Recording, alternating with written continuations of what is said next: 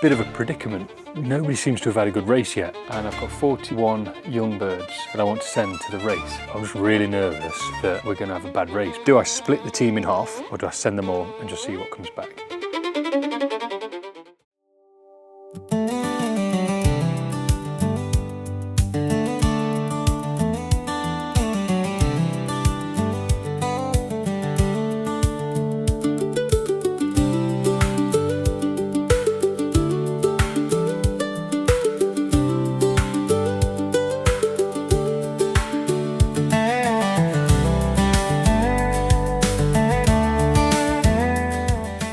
It's youngbird season. Thanks to the heatwave, we're behind with the usual jobs, including vaccinations and registering the rings.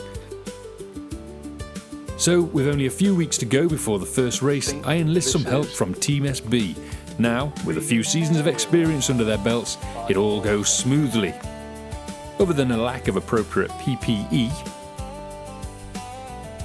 Whilst we had the birds in the baskets, I thought now was a good time to talk about a particular gripe. Now these two baskets, one I bought brand new about 4 years ago, and the other one is Charlie's, and he's had this for decades, and then he's given it me at the same time as I bought this one.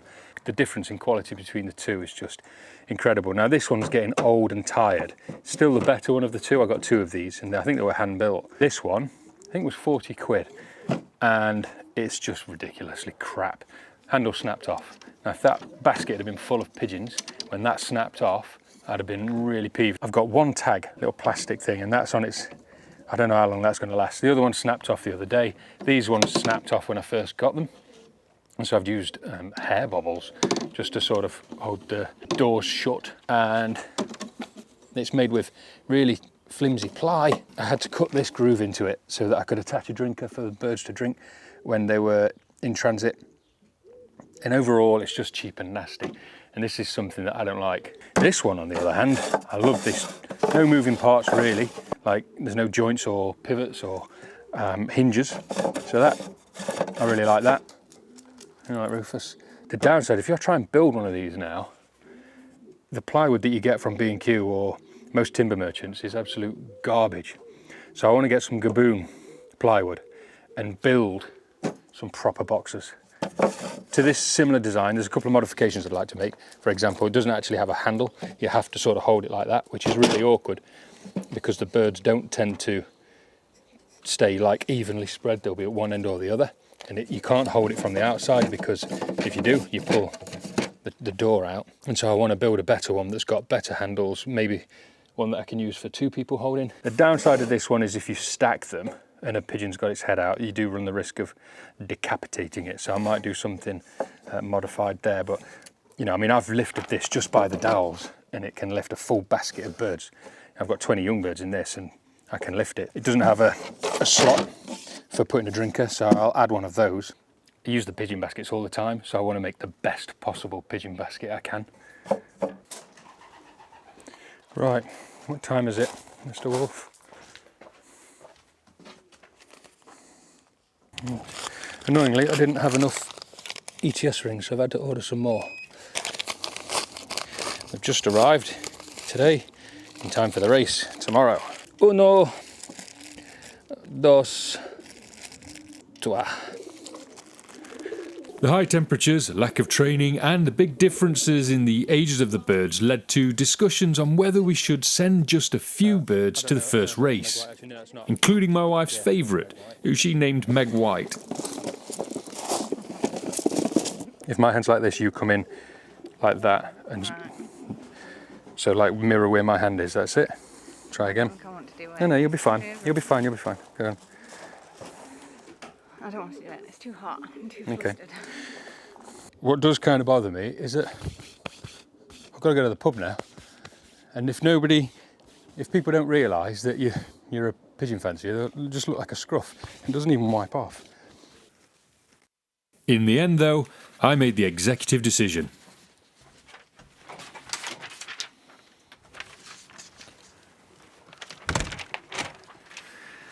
We've sent them all. They've all gone. This feels weird. Racing from a different loft.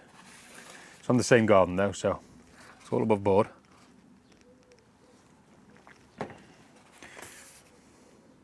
According to the secretary. So we're racing from Ripon, 65 miles, and the birds were liberated at 12:15, which is 45 minutes ago, into a light northwest wind.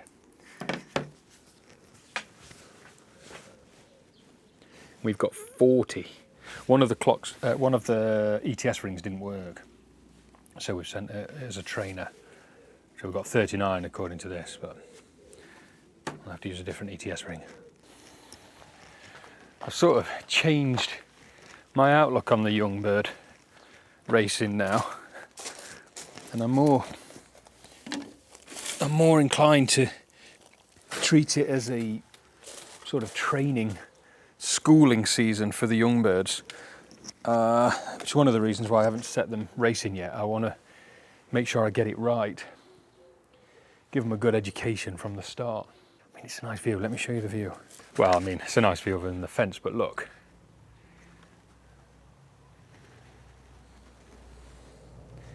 I can't see because of this bush here. That bush is blocking an lilac. I wonder if I get away with cutting that, or would I get in trouble? With less than 20 minutes until the birds were due home and the head gardener having a quick cup of tea in the kitchen, I had to work fast and quietly.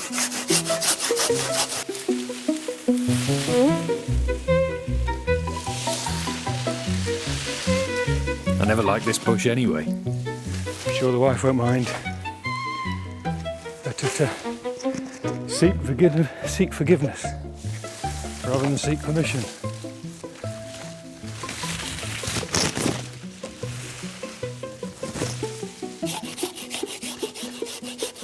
My chainsaw's broken, annoyingly.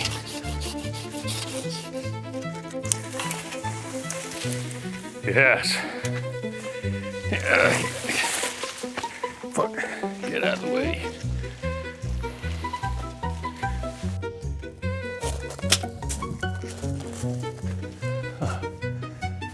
Now I can see.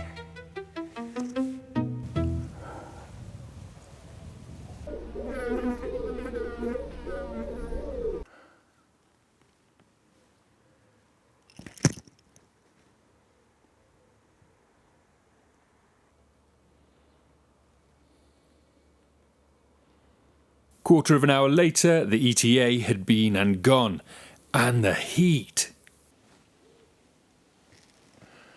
God, I'm going to have to get a hat. Watch a bird arrive as soon as I go and get my hat. And, as is tradition on this channel, no bird arrives unless I'm not looking. Here we are.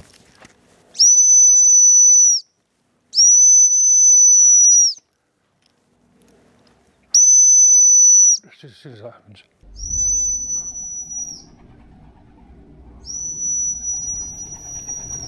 Although they weren't as fast as I expected, I was really just hoping to get as many back as possible. And actually they trapped rather well, but the sensor pad that records the birds as they enter the loft still missed a few off. Need to get a wider pad, I really do. 0548. Right, on my second bird. My second bird is my nom bird. This is the first time I've ever done a nom. But I don't know how far behind we are. And here's someone else's bird that came along with mine. You all right?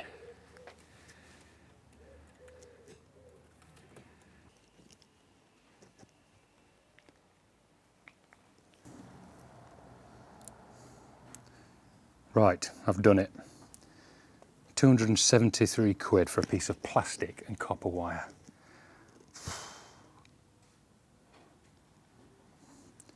I bought a 19-inch 4-field pad because I'm fed up with these ones.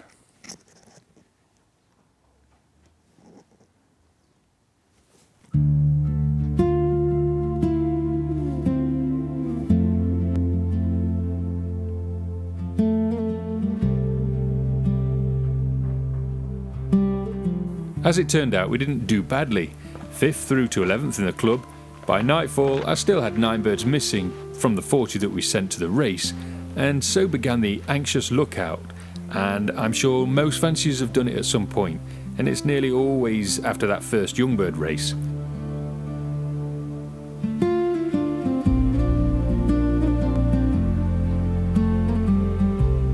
Sometimes I've found a latecomer hiding by the side of the old bird's trap,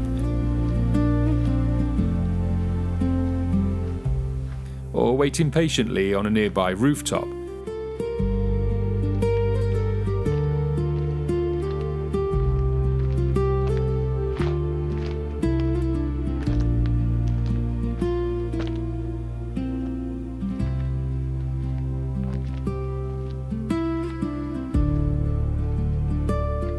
Not today though. Hopefully more will work their way in over the next few days.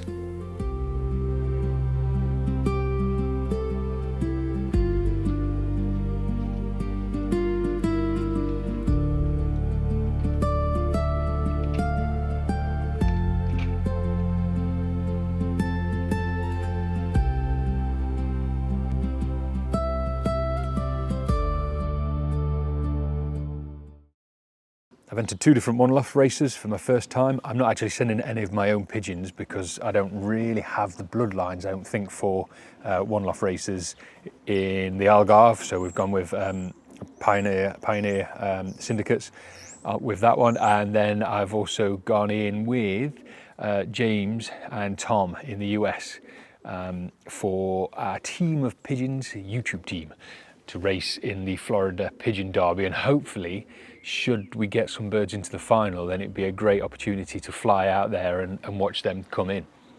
So a bit of international jet setting. And same potentially with the Algarve. If we get pigeons to the end there, then it might be worth flying over and seeing what that's all about. So it's just something different, I think, and gives us some excitement once the racing's finished here. So those of you that don't know, how pigeon racing normally works is you'll have lots and lots of individual lofts scattered all over the country, and each of these lofts will send their birds, or put their birds, onto a lorry. Here's my lorry. Brum brum. And all the pigeons will go onto that lorry, and that lorry will then drive 50, 60, 100, 200, 300 miles away to one start point. And then at a certain time, we'll let all the birds go, and the birds will then fly down to their individual homes. With a one-loft race, it's slightly different. You'll have all your individual lofts, and they will each breed young birds, baby pigeons. And before the baby pigeons learn how to fly, they'll send them all to one big loft. And that one big loft will be the pigeons' homes. Those pigeons will then be put on a transporter. Here's our lorry, brum brum brum. That lorry will then go to the liberation point, however far it is, and all the birds will have the same start point. Pen's going, but they'll all race back to the same end point, and it's the quickest bird back.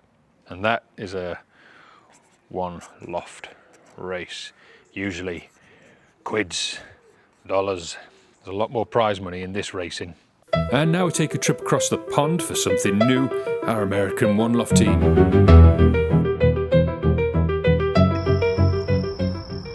So I think these two are going to make our team. Yep. I think these two are going to be good candidates for Florida. Out of 2 money winners. The genetics are there. Let's just see if these 2 individual birds shape up nicely. All right, Dan. I've got 5 youngsters here that I'm about to vaccinate. We're going to take a look at them. Some of these will be candidates for our team. So we got 5 here. Got 5 over at Tom Brazier's. And I've got 2 more that are really good candidates over at my friend's house. What's required in a one-loft bird. But I imagine the one-loft birds in Florida are going to need something different to, a one-loft bird in Oregon or, somewhere with, a different climate. I just picked two states that I think are far apart there. My geography is amazing. Dude, those are right next to each other. How'd you miss that? No. Are they really? All right. No, you're right. The concept of horses for courses. I think we all like to dream about the concept of, well, I just want to breed an all-around racing pigeon that can win at any distance and in any terrain. And yeah, that's great. And maybe that's achievable. I don't know, but I also do believe that there is on some level that needs to be considered of horses for courses. It's humid. It's not going to be too mountainous. They're not going to have to fly over a desert or, go up the Rocky Mountains. There might be different requirements for a course that's more just, open habitat, some rolling hills. Is that what Florida is like? And by the way, I've just brought up the map here, and I was actually bang on with that. Florida, Oregon. You did. And it's probably. Oh no, maybe I could have said Alaska. You could have said Alaska. Florida's going to be hot, humid, flat. More or less, yeah. And what about it's flat? Distance, the sort of distances that they do here, the Florida Pigeon Derby. Good question. So it is pretty standard. In the U.S., the one-loft races almost exclusively they start the series with a 100-mile activation race. All the birds go to that. Any bird that comes home from those are the birds that need to be activated. You pay the activation fee. That pot of money then contributes to the payout. It's almost exclusively where you have a 100 activation and then 150, 200, 250, 300, 350. Tell us a little bit about, maybe pick a few of your favorites that we're looking at for this. I've got this one pair that have consistently, I've only been breeding out of them 2 or 3 years, and 50% of their offspring have been money winners at major one-loft races or have achieved some comparable accolade if it was, for example, in a club race. So this is the pair Jacked and Blueberry. And so we've got one youngster over at Tom's Loft off of that pair. I think that's definitely one that makes the team. That said, again, thinking about the horses for courses, their offspring have always been sent to California. That pair has been so consistent. It's a no-brainer to send one of those. Jack comes down, if I'm remembering right, comes out of a bird called Shootout that did really well. I want to say an Algarve. I could be totally mixing my birds up. When I don't have the pedigrees right in front of me, sometimes I will make my own lineages in my mind. So if that's happening, I apologize. We'll check this. We'll fact check this. I've entered the Algarve as well. I bought a few shares in Mark Lightford's syndicate love. So I thought I'll put a few in there. Oh, that's great. But if I go, I don't know if I'll go over there or not. Yeah. But it might be quite nice. Oh yeah, absolutely. And are you planning to go over to Florida? I will. If we still have birds going, and if you're going, we'll make it happen. So that's one for our team. We've got 2 youngsters off of Clone Falco and Ember. These are birds from Falco Eben in the Netherlands. They come down from his loft. And so this pair also, I only tested 2 youngsters so far. It's a new pair. And one of them was a money winner on the final of a big one-loft race last year in California. So Vominos comes down from the Falco Eben birds, and he was a money winner on a 350-mile final in Texas a few years back. And so that's a similar climate to what we would expect in Florida. So that's good. Gobsmacked was raced last year. Gobsmacked is out of Jack and Blueberry. She was 2nd grand average speed in the California Classic, which is a fairly competitive one-loft race here too. So again, that's California, but 2nd grand average speed. This is over like many races. She was a money winner on the 300-mile race, the 350-mile race, and she was outstanding.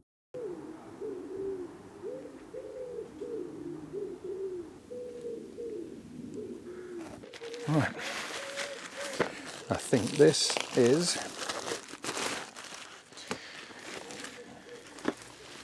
ETS pad.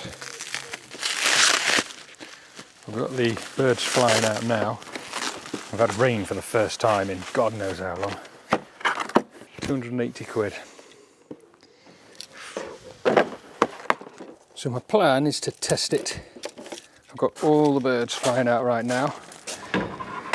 And if this doesn't scan every single bloody one of them for the 280 quid I just spent, we ended up with 35 from the race at the weekend. A few have made their way back during the week. So we ended up 7 missing. And as it's rained today, there is a chance that we'll get some back because they'll be able to get drinks from wherever they are. There's been a bit of a drought around in the UK for the last month or so. They look beautiful when it's this time of day and the sun's really low and they get lit from beneath or from the side of them. So they look great.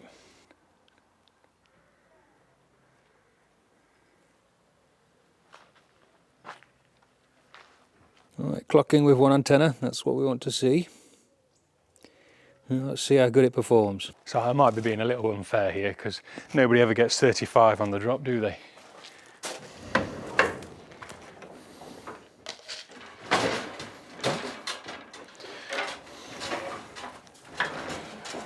Hang on, hang on.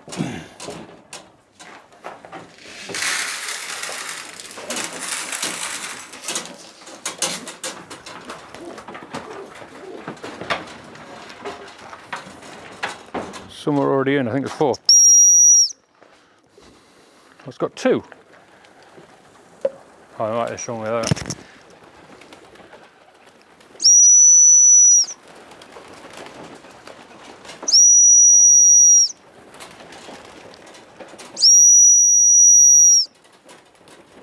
$17, $18, $19, $20, $21, $22,